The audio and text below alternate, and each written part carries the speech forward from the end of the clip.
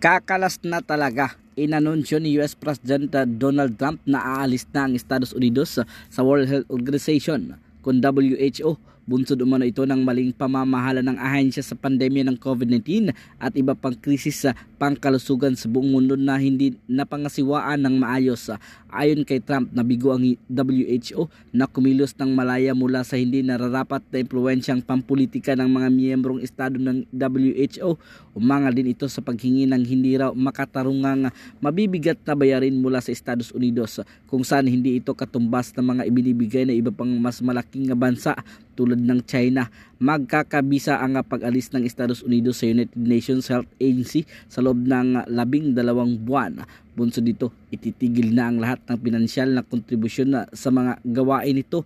Nabatid na ang Estados Unidos ang pinakamalaking fund contributor sa WHO na nag-aambag ng humigit kumulang 18% ng kabuuang pondo. Ang pinakahuling 2 taong budget ng WHO para sa 2024-2025 ay 6.8 billion US dollars, pero ilan lang ang nasabi na hindi ikinagulat ang pag-alis ni Trump sa WHO noong 2020. Sa kanyang unang termino bilang Pangulo, gumawa siya ng mga hakbang upang umalis sa ahensya.